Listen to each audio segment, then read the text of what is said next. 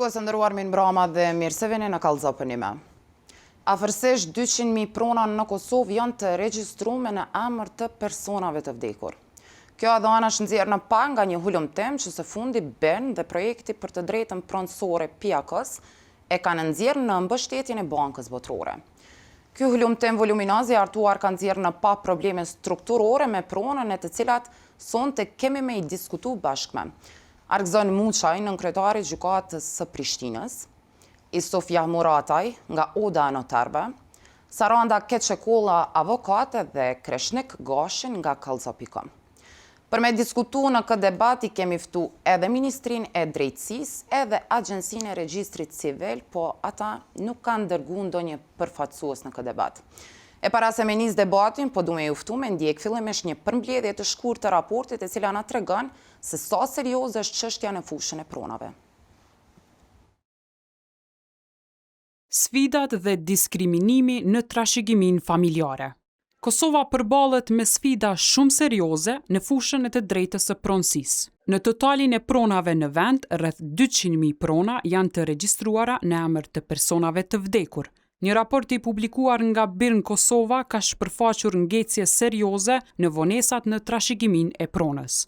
Në një sistem të rregullt, në momentin e vdekjes së një personi, do duhet të hapej procedura e trashëgimisë së pronave të tij, por të dhënat e gjeneruara nga hulumtimi tregojnë që këto procese nuk janë hapur në qindra mijëra raste dhe si rrjedhoj, pronat vazhdojnë të jenë të regjistruara në emër të personave të vdekur.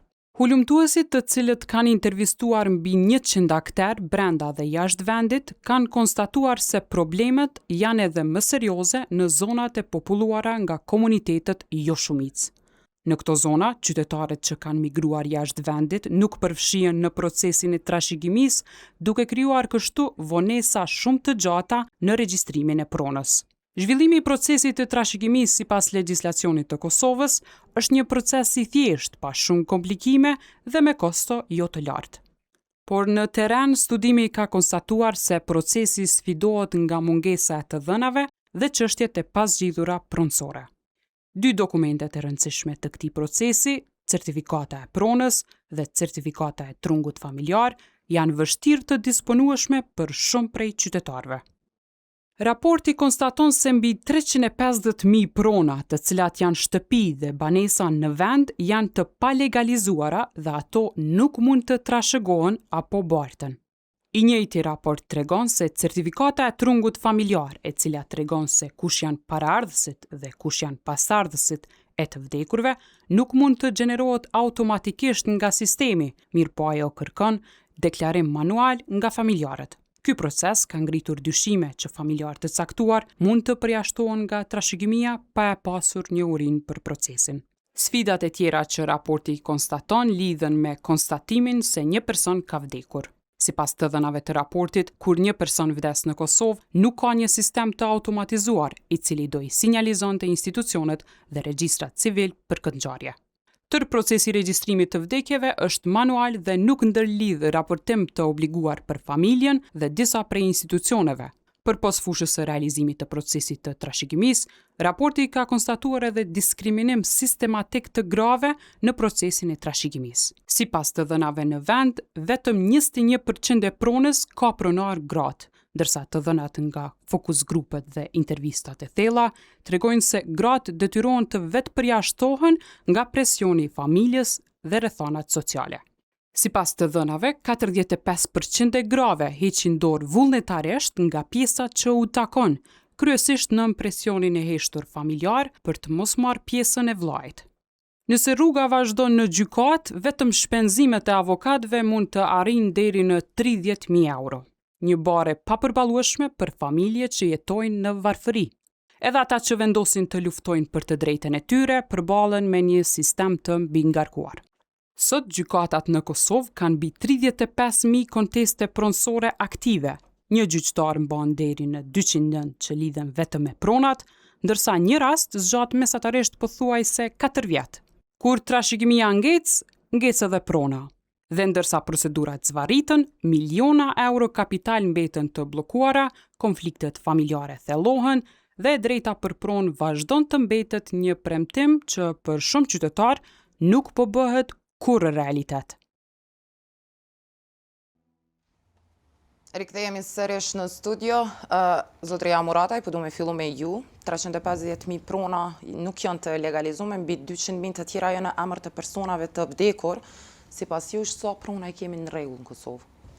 Fillimisht faleminderit shumë për mundësinë e dhënë që sot të bashkëbisedoj me ju, po edhe me qytetarët e Republikës Kosovës, sa i përket një teme me një rëndësi shumë të madhe, që referohet shqyrtimit të trashëgimisë dhe qasja në të drejtën trashëgimore dhe aspekti edhe gjinor i trashëgimisë.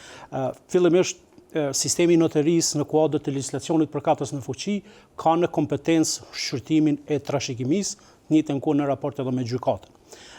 Sigurisht që shqyrtimi i trashëgimisë është kategori ligjore dhe është njëra ndër procedurat që legjislacioni përkatës në fuqi e ka paraparë të fillohet ex officio, përkatësisht në mënyrë zyrtare. Në momentin kur vdes një person dhe rrjedhimisht organi i gjendjes civile të gjeneron dëshminë e vdekjes dhe më pas të procedon për në odën e noterëve, dhe oda e noterëve ta procedon dëshminë e vdekjes tek noteri në të cilin trashëgimlanci përkatësisht personi i vdekur e ka vendbanimin e fundit. A ndodh kjo në praktik? Nuk ndodh. Dhe sigurisht që shqyrtimin e trashëgimisë e kemi çdo herë mbi bazën e inicimit nga ana e familjarëve, atyre të cilët kanë interes për me shqyrtu trashëgimin, dhe ajo që shumë është më rëndësi të thuhet në këtë rast është që në shumicën e rasteve inicues nga familjarët i kemi në këtë rast vëllezërit, që është një karakteristikë shumë interesante dhe që ka një konotacion jashtëzakonisht shumë të rëndësishëm edhe sa i përket pjesës së deklaratës trashëgimore. Dhe si rezultat i mos inicimit në mënyrë ex officio nga ana e organit administrativ në këtë rast gjendjes civile dhe procedimit të dëshmisë së vdekjes, ne kemi një gjendje të tillë ku sot na u prezantu 200.000 prona janë me pronar përkatësisht me person i cili ka vdek. Dhe ligjërisht, siç ne kemi të njohur, asnjë pronë nuk mund të mbetet pa pronar. Andaj është procedura e shqyrtimit të trashëgimisë që fillohet ex officio, që në momentin e vdekjes së trashëgimlënësit pronat të kalojnë te trashëgimtarët përkatësisht tek personat e gjallë. Dhe si rezultat i mos inicimit, të themi në mënyrë zyrtare, kemi një situatë të tillë. Kemi raste kur familjarët nuk e kanë inicuar për faktin se nuk kanë ndonjë interes, të themi fillestar në momentin e vdekjes trashëgimlënësit, dhe atë e lojnë për një periudhë kohore të mëvonshme. Por këtu është shumë e rëndësishme të theksohet se nga praktika po flas sa më shumë që shqyrtimi i trashëgimisë i referohet shtyrjes në aspektin kohor, i ekspozohet rrezikut edhe për me qenë kontestuese. Arsyeja qëndron te fakti se kemi shumë prona në vende të caktuara, ku në të kaluar në momentin kur ka vdekur trashëgimlënësi nuk ka pasur një vlerë të caktuar, ndërsa sot asaj prone do të është rritur vlera, konform të themi zonave të ndërtimit apo formave të tjera të zhvillimit ekonomik, dhe sigurisht që lindin ambicie dhe të themi kërkesa nga më të ndryshme dhe vim deri te një situatë kur edhe ato bëhen kontestuese. Ajo që është shumë e rëndësishme që procedura e shqyrtimit të trashëgimisë në kuadër të sistemit notarial është një procedurë, të themi, shumë e thjeshtë, që kryhet në një periudhë shumë të shpejtë dhe mund të themi që sistemi notarial e konsideron shumë të suksesshme ato landë të cilat i trajton në procedurë të shqyrtimit të trashëgimisë dhe kemi me qindra mijëra landë që trajtojnë në procedurë të shqyrtimit të trashëgimisë në kuadër të në kuadër të sistemit notarial. Faleminderit, zotëria Murataj. Zotëri Muçaj, sipas llogarisë time, nëse janë 350.000 prona pa legalizim me 200.000 të tjera në emër të personave të vdekur, shkojnë një farë situate serioze kështu themi në shoqërinë Kosovë.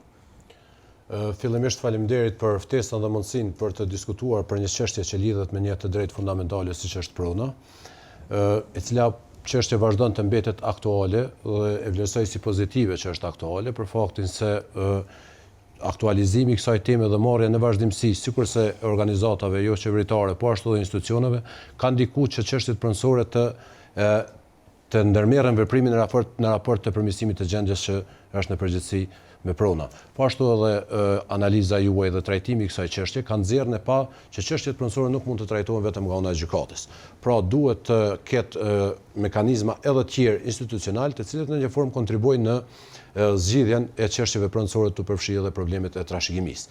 Çka nuk kupton kjo? Do të thotë gjykata është instanca e fundit ku palët duhet të vinë për të kërkuar mbrojtje gjyqësore. Në këtë rast, nëse kemi një aktivizim edhe të mekanizmave të tjerë, siç janë u përmend nga zotëria Murataj, po fillojmë nga gjendja civile, që ku do të thotë në momentin që vdes trashëgimlanci duhet të regjistrojë dhe njëjti regjistrim sipas dispozitave aktuale ligjore që i kemi në kupton që duhet të fillohet sipas detyrës zyrtare më njëherë shqyrtimi i trashëgimisë. Pastaj duhet të nxjerret në momentin që vdes pra trashëgimlanci duhet të nxjerret dëshmia e vdekjes. Dëshmia e vdekjes duhet të përcaktojë saktë se kush janë trashëgimtarët në këtë rast. Përveç trashëgimtarëve duhet të përcaktohet edhe pasuria që ka lënë trashëgimlanci. Dhe sikurse të ndodhte kjo, do të kishim një procedurë shumë efikase, sepse nuk do të kishte vonesa në shqyrtimin e trashëgimisë, dhe në këtë rast do të aktivizohej më njëherë kalimi i pasurisë nga trashëgimlanci tek trashëgimtarët. Por kjo nuk ka ndodhur tek ne dhe nuk ka ndodhur për shumë vite. Duhet të shiqohet pak edhe aspekti historik. Ju e dini që para luftës, ndoshta qytetarët shumë kanë hezituar dhe për shkak të pengesave dhe barrierave që kanë ekzistuar. Pas luftës për shumë vite nuk ka qenë shumë, do thotë nuk kemi pas ndoshta edhe institucione shumë efikase që e kanë garantuar një procedurë të shqyrtimit të trashëgimisë, kanë munguar edhe informata dhe njohuritë e qytetarëve, nuk ka pas do thotë ndonjë promovim në raport me të drejtat që ekzistojnë palëve në procesin e trashëgimisë, dhe tërë kjo ka shkaktuar vonesa, të cilat vonesa na kanë prunë një gjendje që ju e përmendet, që është një numër shumë i madh i pronave që gjenden në emër të personave që kanë vdekur, e të cilat do të thotë prona akoma figurojnë në emër të tyre, e të cilat potencialisht të ardhmen mund të jenë edhe konteste gjyqësore. Për të njëjtat mund të kërkohet edhe mbrojtje gjyqësore. Edhe në këtë rast do të thotë, sikur të kishim një ndërveprim dhe bashkëveprim në mes të institucioneve, vlerësoj se gjendja do të ishte shumë pozitive. Ka pas ndryshime pozitive viteve të fundit, kemi ndryshim të legjislacionit, janë kriju kritere shtesë që e garantojnë pjesëmarrjen e gjithë trashëgimtarëve në trashëgimi, mirë po, a janë të mjaftueshme. Vlerësoj se nuk është mjaftueshme sado që legjislacioni të jetë i avancuar, nuk është mjaftueshëm që ndikojë drejt për drejtë në realizimin e këtyre drejtave. Atje tani me funksionalizimin para shumë viteve të noterëve është parapo një procedurë e veçantë që trashëgimtarët duhet të njoftohen me të drejtat e tyre për të ardhur drejt e heqja dorë nga trashëgimia. Sa është duke funksionuar. Mendoj që sikurse sepse e dini që trashëgimia mund të shqyrtohet edhe tek noteri dhe në gjykatë. Dhe qoftë gjyqtari apo noteri duhet ndërmarrë një serë veprimesh për të njoftuar palët në raport me drejtat e tyre të trashëgimisë. Edhe në këtë rast duhet të sigurohet shumë që heqja dorë nga trashëgimia është mirëvullnetare. Por prapë nëse pala vlerëson se ka pas ndonjë kërcënim, ka pas ndonjë lajthim në rastin kur ka hequr dorë nga trashëgimia, prapë këtyre palëve i ofrohet mbrojtje gjyqësore dhe prapë njëjtit përmes rrugëve gjyqësore kanë mundësi që do thotë ta kërkojnë të drejtën e tyre pronësore. Por po kthehem prapë te vonesat dhe pasojat apo shkaqet që kanë ndikuar në grumbullimin e numrit kaq të madh të landëve, vlerësoj që po që se të zbatohej dispozitat e ligjit aty ku parashihet që në momentin e vdekjes së trashëgimlancit të nxjerrë dëshmia e vdekjes, do të konstatohej saktë trashëgimtarët dhe pasuria, dhe kjo e njëjtë do thotë kjo të bartet më njëherë me shqyrtimin e trashëgimisë do të ishte shumë procedurë më efikase. Por tani kemi një problem shtesë sepse kanë kaluar shumë gjenerata që nuk është bart prona. Kemi mungesë të dokumentacionit, nuk mund të përcaktohet saktë trungu familjar. Dhe mungesë të dokumentacionit dhe konstatimit të saktë të trungut familjar, ndoshta është e pamundur që procedura të kryhet jashtë gjykatës, tek noteri. Dhe kur procesi vjen në gjykatë, çështja bëhet më komplekse. Pse bëhet më komplekse?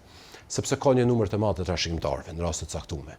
Gjykata ka për obligim të njoftojë të gjithë trashëgimtarët. Krijimi i kushteve është mjaft i mundimshëm sepse kur duhet me marr parasysh se një numër prej tyre mund të jetojë jashtë vendit, duhet të përfshihen të gjithë në trashëgimi, pastaj vjen shprehje komunikimi juridik ndërkombëtar që prapë merr kohë.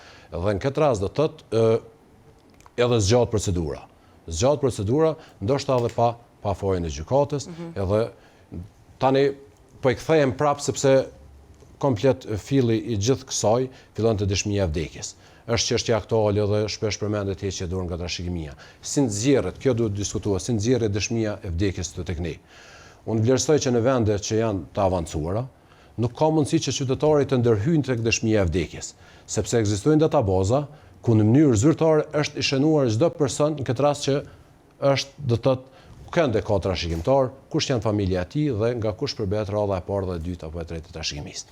Edhe në këtë rast, sikurse të kishim ne këtë databazë, nuk do të mund të lejojë interferimi i qytetarit në raport me deklarimin e trashëgimtarit. Pikërisht të gjyqtare konstaton edhe raporti i cilin e ka publiku Birin, domethënë nuk bëhet njoftimi përmes mënyrës automatike, njoftohen prej Bashkisë Islame për vdekjen e një personi. Këtu ne ballafaqohemi me raste konkrete në gjykata. Sepse çdo herë ne kemi raste të shpeshta ku një person paraqet një padi për shkak se thotë unë asnjëherë nuk kam pas një uri që është shqyrtuar trashëgimia prona ime. E kam kuptuar vetëm kur e kam pa një person që është futur në posedim pronës atje. Kur e morim ne shiqojmë, ai fare nuk është i deklaruar në dëshminë e vdekjes. Si nxjerrë dëshmia e vdekjes? Përmes deklarimit të vet nga ajo që e deklarojnë palët, përmes deklarimit të vet palës në regjistrin e gjendjes civile, thotë ne jemi këta trashëgimtar. Ka raste të caktuara që thotë po supozojmë njëri antar i familjes jeton në botën e jashtme, edhe thotë unë pajtohem që ajo pjesë takon ty edhe është në rregull, nuk e përfshin ato pas një kohe kur e shet që ka ndryshuar rrethonat, i njëjti paraqet pa di.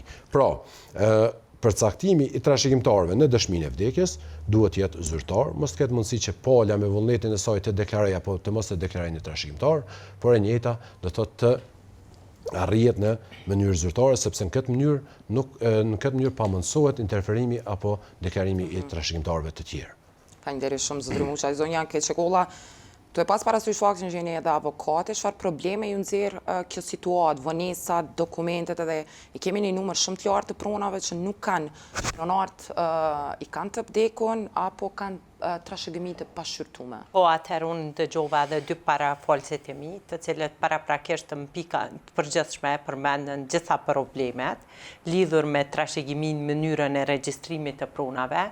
Ne si avokat kemi raste kur palët na drejtohen qysh me rastin e vdekjes së personit, se si ta inicojmë procedurën e trashëgimisë, ku ne i udhëzojmë do të, sepse ne i kemi gjitha ligjet, se si të zgjidhet çështja e trashëgimisë, mirë po burimi i problemit fillon aty te nxjerrja e dëshmisë mbi vdekjen, ku vetë trashëgimtari shkon edhe i deklaron familjarët se kush janë trashëgimtarët. Në praktikë, unë si avokate, do të thotë kam hasur probleme ku njëri nga vëllezërit ka shku e ka deklaru vetëm dikënd nga familja dhe kështu ka përfitu pronën të cilën e ka lënë trashëgim babai. Dhe me kalimin e viteve, kur pronat janë dhënë për ndërtim, atëherë kanë kuptuar edhe trashëgimtarë të tjerë ligjor, ku është inicu konteste në rastin konkret dhe është zhvillu procedura gjyqësore ku ka përfundu në shkallë të parë. Mirë po, këtu çka kemi, cilat probleme burojnë nga kjo procedurë. Këtu nuk kemi pastaj edhe vetëm procedurë civile, por kemi edhe procedurë penale, sepse ofrimi i fakteve të rrejshme me qëllim që me përfitu për vete çfarëdo pasurie, është vepër penale e mashtrimit, pastaj edhe legalizimi për mbajtjes së rrem. Dokumentet të rreme sa i përket trashëgimisë pronësisë? Ka në praktik, ka shumë kësi raste, për faktin se qysh e prezentut edhe në video, ka raste kur shembull gjinia femrore nuk është vajzat e familjes, nuk janë përfshi fare në trashëgimi, madje ka raste kur është zgjidh trashëgimia edhe tek noteri dhe edhe atje nuk janë përfshi vajzat në procedurë të trashëgimisë në pasurinë e trashëguar.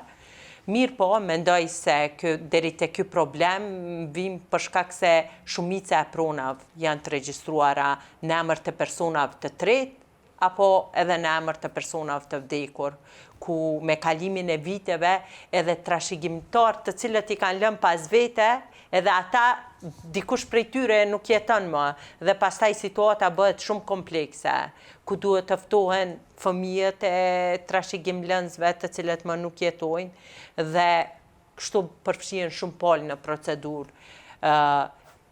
Po ashtu në videon të cila u prezentu, ishte një deklaratë se çështja zgjidhet brenda 4 viteve, kjo nuk është aspekt e saktë, sepse në gjykat po t'i drejtohesh gjykatës për një lëndë e cila i përket vitit 2020-2021, mesatarisht, për gjykatën është absolut lëndë shumë e re ajo. Çështjet më urgjente trajtohen me masë sigurisë dhe këto, do me thonë, këto kritika që po jap në institucione, lidhur me institucione që i trajtojnë këto probleme, konsideroj se duhet të mirësh nga vetë institucionet për përmirësimin e mënyrës dhe standardit të punuarit, sepse prap kthehemi te çështja fillestare, mungesa e një trungu familjar, përderisa ekziston mundësia që trashëgimtari të shkojë dhe në mënyrë manuale të regjistrojë trashëgimtarët të cilët ka lënë prapa vetes, atëherë mundësia e manipulimit është shumë e madhe. Dhe besoj se shumë raste janë inicuar kohëve të fundit, pikërisht për çështjen që e përmendi zoti Jahmurataj, ku çështja e pronave e ka rrit vlerën dhe edhe pse në kohën kur ndoshta kanë qenë ndjeni për pasurinë që e ka lënë trashëgimtari, nuk kanë pas ndonjë interes të përfitojnë nga ajo trashëgimi, mirë po kur e kanë pasur se situata ka ndru, çështja vlera e pasurisë është rritur, atëherë kanë inicu procedura gjyqësore, qoftë me arsyen se nuk janë njoftuar apo me arsye të tjera. Sa ka gjatë për shembull këto raste me marr epilog, këtu e pas parasysh faktin që ka njerëzit edhe që heqin dorë? Në rastet kur edhe gjyqtari e spjegoi shumë mirë, në raste kur shumë trashëgimtar, do të thotë disa prej trashëgimtarëve heqin dorë, atëherë procedura kompletohet. Mirë po në raste kur kemi, sepse vetë stërgjatja e procesit, e procedurës, po i shtyn qytetarët me bo edhe mashtrime, me shkumës mi deklaru personat të cilët janë, dhe aty në ato raste përfshihet edhe çështja penale, dhe situata bëhet më komplekse. Vetëm vitin e kaluar, unë personalisht kam pas shumë raste ku vajzat janë përjashtuar nga trashëgimia, nga prona të cilat janë dhënë për ndërtim, madje befasisht për njërin prej rasteve gjykata edhe e ka refuzuar masën e sigurisë dhe prokuroria e ka hudh kallëzimin penal për mashtrim dhe legalizim të përmbajtjes së rrem. Edhe pse janë ofru certifikata, regjistri nga bashkësia lokale, kush janë trashëgimtarët ligjor, sepse në atë procedurë ishte dhënë një deklarat fillimisht nga prindërit se kanë vetëm 2 fëmijë, më pas kur 2 vajzat kanë kuptuar lidhur me atë procedurë, kanë fillu procedurë në gjykat, civile, pastaj penale, ku çështja meritore akoma është në procedurë, mirë po që prona në fjalë është në ndërtim e sipër. A ka raste për shembull Saranda kur janë parashkru rastet? Në raste kur prona jepet nga trashëgimtarët për ndërtim, atëherë kur ajo prodhon vazhdimisht efekt juridik, ajo nuk mund të kryet, nuk mund të parashkruhet për faktin se vepra penale kryet në vazhdimsi dhe veprat penale që kryen në vazhdimsi nuk mund të parashkruhen. Kreshnik, ju jeni një prej autorëve të raportit, pse jeni në këtë gjendje? Faleminderit Adelina. Para për me konstatu, ky është njëri prej raporteve më të mëdha që është përgatitur deri tash në Kosovë, me 2 autorë ndërkombëtar, një profesor amerikan dhe një profesor prej Estonisë dhe 3 ekspert po ashtu vendor, dhe na jep një pasqyrë shumë të qartë krejt strukturës së pronave në Kosovë dhe problemeve të cilat si shoqëni i kemi edhe prej aspektit kulturor, por edhe prej aspektit legal të çështjes së pronave. Pse jemi në këtë situatë në aspektin kulturor, elementi i parë është besueshmëria dhe ndërtimi i marrëdhënieve pronësore mbi fjalën e dhënë apo besën, që reflektohet në të gjitha komunitetet të cilat jetojnë në Kosovë, dhe kjo situatë na ka krijuar një kaos në regjistrat civil për shkak se njerëzit vazhdojnë me marrë pronat e veta të regjistruar në marrëveshje kanunore, mirë po nuk i kanë legalizuar ato në aspektin legal dhe procedural. Problemi tjetër në këtë fushë është fusha tjetër e cila lidhet me proceset ligjore, po ashtu proceset e ndërtimit të institucioneve shtetënore, dhe jo rastësisht në këtë fushë kemi konstatuar faktin që procedura e trashëgimisë dhe bartjes së pronës në vendin tonë nuk është zbatuar në forma dhe mënyra që i parashel ligje. Këtu po flas për pjesën ex officio të iniciimit të procedurës së trashëgimisë në momentin kur personat kanë vdekur, dhe si rrjedhoj kemi një numër të madh të pronave të cilat janë të paregjistruara në vendin tonë, apo janë prona të cilat janë të regjistruara në emër të personave të vdekur. Për me kuptu totalin e këtij problemi, neve po na del që diku 60 deri në 70% e pronave momentale të cilat janë në Kosovë, këtu po flasim për shtëpitë, banesat, objektet, janë me probleme dhe me konteste, apo nuk janë të regjistruar, apo dhe janë të regjistruar në emër të personave të vdekur. Pse kemi ardhur në këtë sistem është fakti që institucionet publike, në këtë rast zyrat e gjendjes civile, nuk e kanë përmbush obligimin që në momentin kur të vdes një person me inicu procedurën ex officio, dhe kjo nuk po bëhet edhe tash, edhe në këto ditë kur po folim ne, dhe për vlerësimin tonë kjo është një emergjencë në cilën ne duhet me nisë me ndryshu, sidomos nëse nuk po dojmë më marrë me të kaluar të paktën tash tutje me u zhvillu në këtë punë. Po ashtu kemi problemin tjetër i cili lidhet me aspektet kulturore, që njerëzit janë të prirur me besu që janë pronarë të një ngastre pronësore, vetëm për faktin që kanë përmbyll disa procedura të tjera. Pra, paguajnë ujin, paguajnë energjinë elektrike, e shumë interesante, paguajnë edhe tatimin në pronë, ndërsa prona nuk është e regjistruar në katastër në emrin e tyre. Fakti që shteti ka shku me disa mekanizma paraprakisht për me kërku taksat, i bën njerëzit me besu që në aspektin kulturor janë thjesht pronartë asaj prone, dhe mendoj që këtu duhet me pas një reflektim shumë serioz institucionet publike dhe thjesht me e bën një premje dhe një ndarje, fillimisht të pronat të cilat janë në emër të personave të vdekur me pas një plan të qartë se për sa vite do të obligohen të gjithë notarët me zhvillu procedurën, në rastet kur nuk ka konteste me u zhvillu procedura, në rastet të cilat mund me prodhu konteste palë mu udhëzu me shku në gjykatë dhe mu vazhdu procedura e trashëgimisë. Problemet po ashtu janë të një farë forme edhe të ngjashme tek komunitetet jo shumicë, po atje kemi probleme edhe më të theksume për shkak se një pjesë e njerëzve të cilët jetojnë prej këtyre komuniteteve, disa prej tyre e kanë humbur shtetësinë e Kosovës, disa prej tyre nuk e kanë fituar fare shtetësinë e Kosovës, dhe atje kemi probleme shumë serioze edhe me dokumentacionin dhe me regjistrat civil. Pra, nëse marrim shembull veriun e Kosovës, ne atje i kemi të paralogaritur dikun rreth 5.000 serb të cilët jetojnë në veriun e Kosovës, mirë po të cilët janë të regjistruar në Republikën e Serbisë si shtetas të Republikës së Serbisë dhe nuk kanë numra dhe nuk janë pjesë e regjistrit civil të Kosovës. Dhe në këto situata është pothuajse e pamundur që në mënyrë automatike të gjenerohet trungu familjar i këtyre njerëzve. E dyta, i kemi refugjatët të cilët jetojnë në kampe apo jetojnë jashtë Kosovës, të cilët kanë fituar shtetësinë ato vende ku ata janë të jetu, dhe rrjedhëmisht institucionet e Kosovës nuk mundin mi skenu dhe mi pas si të tillë. Pse jemi në këtë situatë? Jemi për shkak se shteti nuk ka mri me ndërtu një mekanizëm të qartë në cilin në momentin kur personi të vdes, ai të regjistrohet si person i vdekur. Dhe ku e kemi problemin? E para, nëse dikush vdes në QKK, shteti nuk e merr informacionin në mënyrë digjitale, mirë po imagjinoni shteti duhet me shku te Bashkësia Islame, e cila e kryen procesin e varrimit për me mujt mund nxjerr certifikata e vdekjes. Në kohën e digitalizimit, ku na po flasim, ku të gjithë institucionet ish dasht me komuniku në mënyrë digjitale, edhe sistemi pensional vazhdon mu manipulu për shkak se njerëzit nuk shkojnë mi deklaru njerëzit e vdekur, e madje edhe listat zgjedhore i kemi me personat vdekur, dhe kjo neve na krijon probleme sistematike. Për këtë arsye është bën një analizë dhe është kërkuar që sistemi i regjistrimit të vdekjeve të jetë automatik, të jetë i menjëhershëm dhe të nisë pastaj prodhimin e pasojave juridike.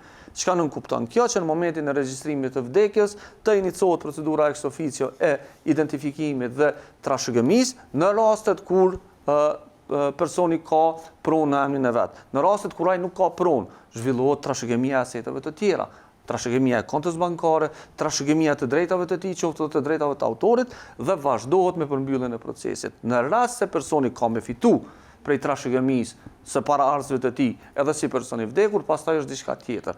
Problemin ne e kemi që njerëzit po presin me përfundu e tërë struktura, pastaj me zhvillu procesin e trashëgimisë. Unë mendoj që kjo është logjike e gabuar, por shkak se shteti do duhet me përmbyll trashëgimin të paktën derisa e ka ky person, dhe pastaj të fillohet me personat e tjerë. Kreshnik e përmendjet e Sarandam pak më parë faktin që ka raste cilat përfundojnë në raste penale, kryesisht me mashtrime, falsifikime.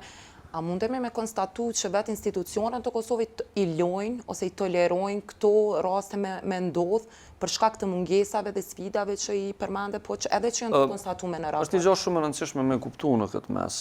Institucionet e kanë për obligim me të udhëzu cilat janë obligimet tua si qytetar, dhe në momentin kur ti e merr paralajmërimin që nuk je tu i deklaru motrat, vëllezërit e tu, atëherë mundesh me u përballë me procedurë penale. Sa mundet marrësi informacionit me kuptu informacionin drejt dhe sakt, kjo është çështje të cilën ne duhet me diskutu pastaj, se unë mendoj se në disa situata zyrtarët nuk mrin me e shpjegu tërësinë e aktit dhe përgjegjësisë në këto situata. Këta njerëz të cilët mashtrojnë me trashëgimtar, këta përfundojnë në procedura penale, këta do të ndiqen penalisht. Problemin e kemi pas në disa situata kur rastet janë parashkruar për shkak të parashkrimit të ndjekjes ose për shkak të parashkrimit në gjatë procesit gjyqësor dhe situata tash ka mbet pezull në këtë drejtim. Mirë po, unë nuk mendoj që qytetarët e Kosovës duhet me injoru faktin që ka një përgjegjësi penale dhe mundesh me shku në burg në momentin kur nuk i deklaron të gjithë trashëgimtarët. Po, do ishte shumë e lehtë po ta kishim një sistem digital, po e thash më herët, sistemi digital është në disa raste i pamundur, për shkak se jo të gjitha të dhonat për trashëgimtarët ne i kemi në Agjencinë e Regjistrit Civil. Pse nuk i kemi të gjitha? Sepse na kemi një diasporë, njerëzit kanë hjek dorë për shtetësisë të Kosovës, po ata janë vëllezër dhe kanë të drejta trashëgimtore këtu, dhe sistemi jonë nuk mundet automatikisht me i gjeneru ata për shkak se kanë marrë një pasaport gjermane, zvistrane etj. Ngjashëm me këta të tjerë të cilët janë trashëgimtarë të qytetarëve serb, të cilët kanë marrë shtetësi të Serbisë dhe nuk e kanë shtetësinë e Kosovës. Pra, në dukje është shumë e thjeshtë Agjencia e Regjistrimit Civil Iqdar të gjitha dhonat me i miksu dhe neve me na nxjerr trungun familjar. Mirë, po pa deklaratën. Mendoj që procesi sërish është i pamundur, për shkak se mundet me pas trashëgimtarë në vendet e tjera të cilat nuk janë shtetat të Kosovës. Saranda, ju jeni kontakt të drejt për drejt me pala. Janë të njoftuar për shembull palë të informuar për pasojat që munden me i pas ata? Atëherë, pikërisht këto fillon sepse edhe dëshmia mbi vdekjen në komunë nxirret me deklarat në mbetem. Dhe dihet se çdo deklarim i rem kur jep deklarat në mbetem është vepër penale. Po ashtu edhe te noteri, ku përpos trashëgimtarëve marrin pjesë edhe 2 dëshmitar, të cilët janë njerëz të afërt të personave të cilët i kanë ftu, vihen në dieni se deklarata është në mbetem dhe aty automatikisht përfshihen në veprime kriminale ku vjen në shprehje jo vetëm mashtrimi, legalizimi për mbajtje së rem, mirë po dhe deklarata e reme, ku si rezultat automatikisht pastaj lidhet procedura penale me procedurë civile.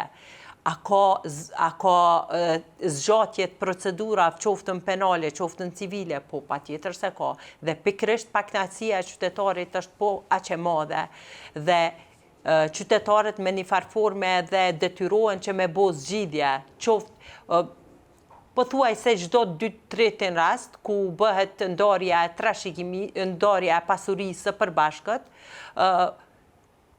po që se i deklarojnë shembull trashëgimtarët, fëmijët e trashëgimlënësit, në raste kur ndonjëri nga trashëgimlënësit ka vdekur, patjetër se dikush prej nipave, prej mbesave ka me met pa u përfshi në procedurë penale dhe arsyeja pse qytetarët vazhdojnë akoma t'i bëjnë këto veprime është pikërisht mungesa e dënimeve. Sepse këto patjetër se duhet të punohet më shumë në informim. Sepse ndalimi i viktimizimit në këtë drejtim është sensibilizimi i opinionit. Pa dyshim se njerëz që jetojnë në vende rurale nuk kanë këto informata. Ka dhe njerëz që jetojnë në qytet që mirën me punë të tjera dhe do të thotë për informata shumë bazike vinte avokati ku te noteri çështja e trashëgimisë është e rregulluar me dokumentacionin e nevojshëm me një lloj formulare. Po du me bën një ndërhyrje të shkurtë. Njëna prej elementeve që raporti e konstaton është që në pjesë shumë të madhe, shumë serioze, fajtor për mos regjistrime pronës janë vetë qytetarët. Për shkak se nuk i kanë iniciuar procedurat me kohë ose i kanë zvarrit procedurat ligjore. Kemi fut dhe i kemi analizuar lëndë në Agjencinë Katastrale të Kosovës për shkak se kemi pas një akses qartë për me pa historikun se si është regjistruar një pronë. Dhe kemi gjetë që për shembull ka pas rast të gjykuar në vitin 1992. Dhe regjistrimi i pronës ka ndodhur në vitin 2026. Për shkak se qytetari e ka marrë gjykimin, ka thonë okay, unë e kam fituar në gjyq. Po prona regjistrohet, prona e përfundon ciklin e qarkullimit vetëm momentin kur ajo regjistrohet në katastër. Dhe në këto situata na kemi vrejt tendencë që qytetarët mos me i përmbush procedura deri në fund, deri në regjistrin në katastër. Edhe tek rastet e kontratave tek notert, edhe tek zgjidhja e trashëgimisë me marrëveshje, edhe tek zgjidhja e kontesteve jashtë gjykatës, po edhe tek vendimet gjyqësore. Palët nuk janë kujdes me i përmbush procedurat. Shumë e rëndësishme. Palët nuk po kujdesen edhe me i inicu procedurat.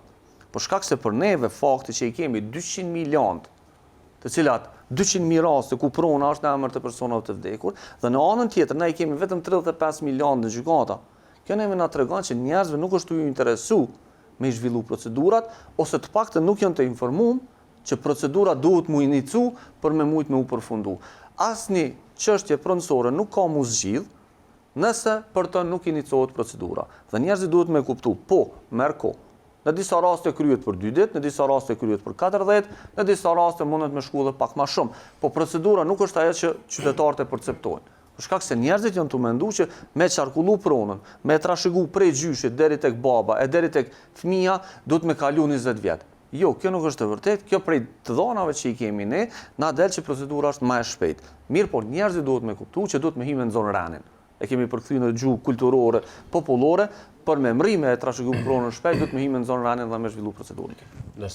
Zotri Ahmurataj, e më pas Zotri Muçaj. M'la përshtype një fakt se e përmendje edhe Kreshniku, po e përmendem edhe me gjyqtarin Zotri Muçaj, fakti qysh kuptohet që një person ka vdek vetëm përmes bashkësisë islame. Edhe në anën tjetër kemi persona tjerë të feve të ndryshme, të themit religioneve të ndryshme, të besimeve të ndryshme. Kush i raporton ato vdekje? Të them të drejtën, çështja e shqyrtimit trashëgimisë, çështja e të drejtave në trashëgimi, por edhe të themi lehtësirat që janë bë, janë në aspektin ligjor janë plotësisht të rregullta, plotësisht janë të themi në mënyrën më të mirë institucionale të përcaktuara. Ne siç e dimë, pra konstatimin e vdekjeve do ta bën mjeku. Dhe varësisht prej rrethanave të vdekjes do ta bën mjeku. Dhe sigurisht tek mjeku lind obligimi përkatësisht institucionin ku punon mjeku me bë raportimin deri te gjendja civile që më ardhe mu vendos në regjistrin e personave të vdekur dhe me gjeneru tani dëshminë përkatësisht akt vdekjen, me pas edhe dëshminë e vdekjes janë 2 dokumente të ndryshme. Ajo që shumë është më rëndësi të thuhet në këtë fakt është se është që 10 vite duke u diskutuar trungu familjar, do të thotë obligim i Agjencisë për Regjistrimin Civil, ne ende në kapacitetin e noterëve edhe si hodë noterëve ne ende nuk kemi informacion deri ku ka shku ky proces. Edhe është e mundshme që ky proces të realizohet. Pse pe them këtë? Pe them këtë për faktin se për noterët është me një rëndësi jashtëzakonisht shumë të madhe, e që ndërlidhet edhe me pamundësinë e qytetarit, edhe nëse shkon qytetari për me nxjerr dëshminë e vdekjes, mos më dhon mundësinë që ai me fsheh motrën apo vllaun si trashëgimtar të mundshëm të atij trashëgimlanësi. Dhe sot ne në kapacitetin e noterëve kemi qasje vetëm në regjistrin e katastral. Ne sot nuk kemi qasje në regjistrin civil, pavarësisht se ligji për noterinë atje noterëve ju jap mundësi dhe ju krijon të drejtën për të pasur qasje në gjitha regjistrat ku ka të bëjë të dhënat atij regjistri me punën e noterëve. Ju referu Kreshniku me plot të drejtë që shumë qytetarë sot nuk janë pronar të regjistruar në regjistrin e të drejtave pronësore, ekskluzivisht pse nuk e kanë dërgu aktin, qoftë aktgjykimin, po qoftë edhe kontratën e noterit për regjistrim në regjistrin e të drejtave pronësore, kur dihet që fitimi i pronësisë realizohet vetëm në momentin e regjistrimit në regjistrin civil. U diskutua edhe një çështje shumë e rëndësishme, çështja e diskriminimit gjinor në raport me pjesën e shqyrtimit të trashëgimisë. Legjislacioni përkatës në fuqi për asnjë moment nuk krijon diskriminim. Problemet qëndrojnë çdo herë tek pamundësia e inicimit të kësaj procedure në mënyrë ex officio. Nëse më lejohet, në fillim e thash, shumicën e rasteve inicohen nga vëllezërit. Dhe kjo nuk është e rëndësishme, që ndërlidhet tani edhe me deklaratën trashëgimore. Ndryshe do të ishte kur noteri do t'i ftonte të gjithë trashëgimtarët se është inicu procedurë trashëgimore dhe të gjithë do të ndiheshin të barabartë përballë noterit, ndryshe kur inicohet nga njëri nga trashëgimtarët, ka refleksion.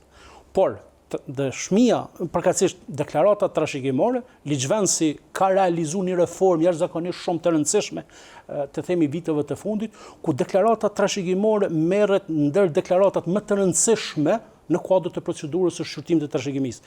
E ka përcaktuar deri edhe incizimin e saj, nëse lejon pala. Ideja dhe qëllimi është që pala përballë deklarimit për trashëgimin, që do ta pranon apo nuk do ta pranon, ta ketë të themi një siguri juridike në dy e ka kriju mundësinë që deklarata për trashëgimin të jepet në mënyrë individuale, jo në prani të trashëgimtarëve të tjerë, që ta ketë edhe presionin antarëve të familjes. Dhe ajo që është shumë më rëndësishme, noterët çdo herë kujdesen maksimalisht të themi për të metat e vullnetit nëse ekzistojnë. Nëse noteri shef se ka të metat të vullnetit në deklaratën trashëgimore, sigurisht që noteri nuk vazhdon tutje. Për faktin se i intereson jashtëzakonisht që ai vullnet që po deklarohet më të vërtet, a është ai i cili trashëgimtari në këtë rast është duke deklaruar. Pjesë që për sistemin e notarisë është shumë e rëndësishme është qasja në regjistrin civil. Pse? Ne kemi raste të themi të shpeshta kur si rezultati mungesës së qasjes në këto regjistra kemi edhe të themi mos përfshirje të masa të caktuara pasurore në dëshminë e vdekjes. Shembull, noterët duhet të kenë qasje edhe në regjistrin civil, në regjistrin automjeteve, në regjistrin e armëve, kur janë me leje, të cilat ato hynë si masë pasurore trashëgimore, Në regjistrin e të drejtave të autorit. Të drejtave të autorit, në të gjitha ato regjistra ku kemi regjistrim të drejtave të pronësisë dhe të njëjta duhet të trajtohen në procedurë trashëgimore. Sipas ligjit, zotëria Murata, ju keni qasjen e të gjitha këto regjistra, edhe në regjistër civil. Jo, ligji na lejon, po në aspektin praktik, për momentin kemi qasje vetëm në regjistrin pronësor, përkatësisht në regjistrin katastral. Ende nuk kemi në regjistrin civil, ende nuk kemi në ARBK, ende nuk kemi në regjistrin e kredive, se ndërlidhet atje të shqyrtimi trashëgimisë edhe pasiva dhe aktiva, që është shumë më rëndësi të kjo pjesë, por po besojmë që do të ketë një refleksion institucional që noterëve t'ju japet sa më shumë qasje në regjistrat publik të dhënave, të cilat ndërlidhen me punën e noterëve. Sa më shumë që noterët... Po ju pyet zotëria Murata është se me sa e diun janë shkruar disa memorandume edhe mes odës së notarëve edhe me agjensinë. Po më intereson me ditë pse nuk ju ka ndonë qasje, apo ndonjë arsye pse nuk keni ju qasje si memorandumet notar. ekzistojnë, mirë, po në aspektin praktik ne ende nuk e kemi një qasje të tillë dhe është fundamentale sa i përket fillimit dhe procedurës së shqyrtimit të trashëgimisë në mënyrë të legjshme. Ajo që është tejet me rëndësi edhe në këtë fakt është që kemi publikimin e fillimit të procedurës së shqyrtimit të trashëgimisë në gazetën zyrtare.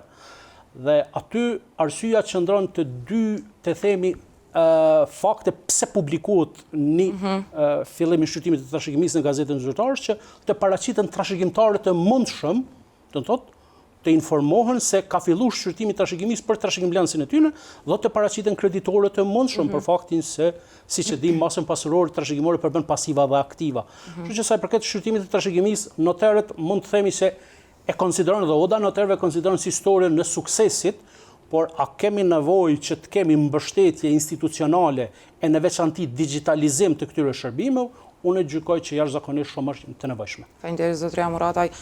Gjyqtar, raporti konstaton që në gjykatë momentalisht janë mbi 35 milionë edhe kontestuese të pronave, konstatohet që për me u zgjidh këto lëndë duhen shumë vite.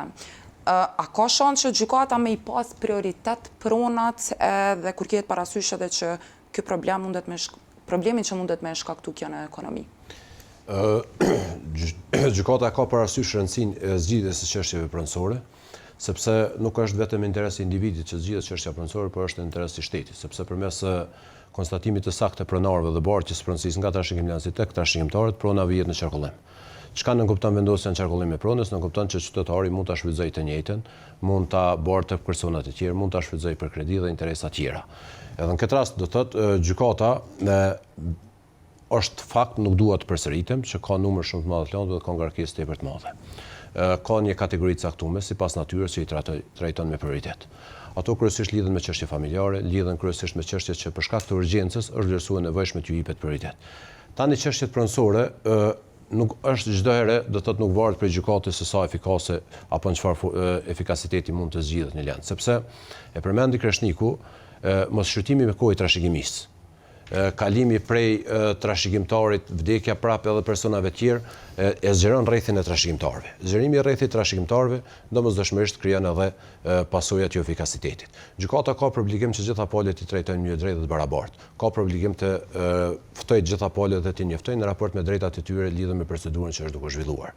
Në këtë rast do të thotë detyrimi për t'i ftuar gjithë trashëgimtarët që janë të domosdoshëm në procedurë krijon edhe pasoja në aspektin e kohës. Edhe në këtë rast do thotë, nëse i kemi 30 palë, i kemi 25 palë ose 20 palë, ftesa për gjithë është e pamundur që ne kemi probleme tjera edhe me aspektin e adresave, sepse është një zinxhir që në një formë e determinon punën e vetë gjykatës. Edhe ndoshta ka raste shumë shpeshta që e kit pamundur që të njofton gjithë trashëgimtarët. Dështon ftesa për njërin pol, dështon edhe seanca. Pastaj e kemi edhe një problem tjetër që lidhet prap me dëshminë e vdekjes. Kemi raste të caktuara që personat fare nuk i deklarojnë personin e vdekur. Edhe në këtë rast mungesë deklarimit të personit të vdekur nuk mund të konstatohet edhe kush janë trashëgimtarët. Edhe këtu paraqiten pengesat në zhvillimin e procedurave tek çështjet pronësore, që jo çdo herë janë me fajin e gjykatës. Këtë rast do të thotë ne kemi prap e përmendi zoti Jamrotaj, nuk është vetëm të çështje trashëgimisë, pasojë e dëshmisë së vdekjes, sepse kemi raste kur do të thotë personi që ka vdekur ka lënë detyrimin në raport me persona të tjerë. Dhe këto detyrime, nëse duhet ta marrin përsipër trashëgimtarët procedurën cilësitë paditurve, është e pamundur të verifikohet se cila është pasuria e tij që ka lënë me mungesë të dëshmisë së vdekjes. Kështu që do të thotë për gjykatën do të ishte shumë e lehtë që të veprojnë institucione tjera. Të veprojnë institucione tjera, të ndërmarrin veprimet e nevojshme ligjore dhe në gjykatë vijnë vetëm ato raste që do të thotë ka kaluar ndoshta shumë kohë e gjatë, ka mungesë sepse kemi raste që nuk ka fare dhëna. Ne përballemi edhe me situata ku është marrë dokumentacioni në këtë rast nga shteti i Serbisë dhe nuk kemi fare dhëna. Nuk mund të ndërtohet historiku i një prune. Në mungesë të dhënave në raport me historinë e një prune, pastaj duhet të në këtë rast palët duhet të propozojnë prova tjera, që në një formë do thotë e bëjnë edhe më komplekse zgjidhjen e rastit, që potencialisht merr edhe kohë. Po çka është një çështje pozitive ndukje, sepse ndoshta kërkon analizë më të madhe, do thotë kohën e fundit kemi numër në ardhje më të vogël të çështjeve pronësore. Po ashtu do thotë edhe të lëndëve tjera, ka rënë numri i lëndëve në përgjithësi tek gjyqtarët, kemi rritje të numrit të gjyqtarëve, edhe ndoshta kjo do të ndikojë në efikasitetin e trajtimit të këtyre lëndëve. Por kur e përmendi, do thotë të dhënat në raport me 200 milion që 200.000 prona akoma janë në emër të personave të vdekur, do thotë është një sinjal që në të ardhmen prap potencialisht mund të ketë rritje të numrit të këtyre lëndëve. Faleminderit shumë. Saranda, po ndalem pak tek diskriminimi, sepse më pare është edhe një prej gjetjeve të cilat konstatuohet edhe në raport, prej punëse dhe përvojës së ju ja vreni që në rastet e pronave përjashtohen veç vajzat edhe gratë apo edhe burrat? Atëherë, me thonë drejtën nga rastet, sepse ne jemi personat që kemi kontakt direkt me qytetaren, do të thotë me personat të cilët po hasin në një të drejtë që nuk po mujnë me realizu ndryshe dhe i drejtohen gjykatës. Rastet më të shumta janë kur vajzat janë përjashtuar nga trashëgimia, qoftë me dëshirë, qoftë i kanë sjellë para një situatës që ato vetë të deklarojnë, sepse ju thatë se gjithë noterat duhet të bëjnë intervistimin në mënyrë individuale. Unë pa dyshim po them se ne kemi ligjet më të mira të botë edhe i kemi marrë ligjet, po a ka në praktika si raste. Ka unë si avokate, për shkak që puna ime ndërlidhet nga njëherë për disa dokumente, të shkoj edhe tek noterët, kam pa noterë të cilët nuk i kanë këto kushte, ku punojnë me një zyre, me punëtor të tjerë dhe privatësia bjen zero para qytetarëve tjeshtë e lima para trashëgimtarëve. Deklarata para noterit mundet me u bë e gjithë familja, po situatat e caktuara noteri mundet me kërku palës që me e bë individualisht. Pra nuk është gjithmonë me u bë në mënyrë individuale me hyrje në dhomë. Mirë, po në rast se e sheh që po e them gjuhë popullore, nuk po i vjen era mirë, po vjen një farë presioni, nuk janë njerëzit unë i mirë, noteri mundet me veçu palën dhe me bo procedurën në pjesë të ndamën. Atëherë këtu isha ndërlidh, kisha vazhdu me diskutukët. Po, tu e pas parasysh se edhe avokati edhe gjykata është e mbarur nga provat të cilat i sjell pala, në shumicën e rasteve nuk arrin të përfundohet një proces pikrisht për shkak të mungesës së dokumentacionit. Unë kam rastis edhe në raste që personat kam vdek gjatë luftës dhe për ata persona ka pas raste kur me inicimin e procedurës së trashëgimisë është dashur të iniciohet një procedurë tjetër, të shpallet një person i vdekur, për shkak se pala e ka pas një interesin juridik me zgjidh çështjen pronësore dhe procedura është tezë zgjatur ku edhe çështja e shpalljes së personit të vdekur e merr edhe ajo kohën e vet, sepse nuk është çështje që zhvillohet me prioritet në gjykatë dhe pastaj kështu mbesin lëndë me numër të madh. Zotëria Murataj, shumë shkurt lutem. Po, një pjesë që është me rëndësi ta kemi të njohur, unë gjykoj që të gjithë qytetarët e vendit në aspektin edhe gjinor janë të njohur me të drejtat e tyre përballë të drejtës për trashëgimi. Mirë, po ajo që duhet ta bëjmë të ditur dhe të njohur është që për asnjë moment qytetarët nuk diskriminohen në aspektin gjinor në shqyrtim të trashëgimisë, as më pak nga ana e noterit. Ne kemi konceptin e heqjes dorë nga e drejta në trashëgimi, është koncepti joni tradicional kulturor, që unë besoj që viteve të fundit ka filluar që të ketë një ndryshim dhe është një trend shumë pozitiv. Deklaratat trashëgimore japin një rëndësi shumë e madhe në procedurë të shqyrtimit të trashëgimisë dhe çdo herë i bëhet me dije që heqja dorë nga masa pasurore trashëgimore, ajo deklarat nuk mund të revokohet vetëm nëse konsiderohet edhe ka prova në procedurë gjyqësore që njëta është dhënë mbi bazën e kërcënimit apo kur është cënuar pjesa e vullnetit. Por ajo që është shumë e rëndësishme te kjo pjesë dhe e fundit dhe po përfundoj, është që ne trashëgimtarët i njoftojmë që me heqjen dorë nga masa pasurore trashëgimore edhe nga efekti i masës pasurore nëse do ta pranonte cilat është. Shembull, nëse vjen një vajzë dhe hek dorë nga masa pasurore trashëgimore, ne i themi, ju po hekni dorë nga drejta për pasur masë pasurore nga trashëgimia dhe mbi atë bazë, mbi atë pronë ju nuk do ta keni të mundshme ta vendosni në hipotekë, nuk do ta keni të mundshme ta shitni, nuk do ta keni të mundshme ta vendosni në qarkullim juridik edhe ekonomik për qëllim të mirëqenies tuaj edhe të familjes tuaj.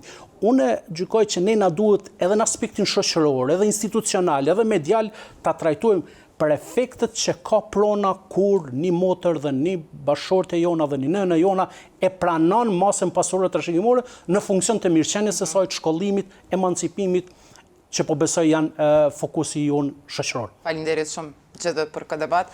Shikues të nderuar, në 2 debatet e fundit kemi folur shumë për çështjen e pronave. Është shumë e rëndësishme që ju me kuptu se sa më parë që i nisni procedurat, aq më shpejt prona do të transferohet në emrin tuaj. Andaj nëse keni pronë të paregjistruar, duhet që menjëherë të shkoni para adresave institucionale dhe të nisni procedurën. Për të gjithë ata që kanë nevojë për këshilla, programi për të drejtën pronësore implementuar nga ATRC vazhdon me ofru ende asistencë dhe këshilla ligjore, andaj mos hezitoni me i kontaktu. Vazhdoni me na shkruajt në kallzo.com dhe deri në emisionin e radhës mirëmbëjtje.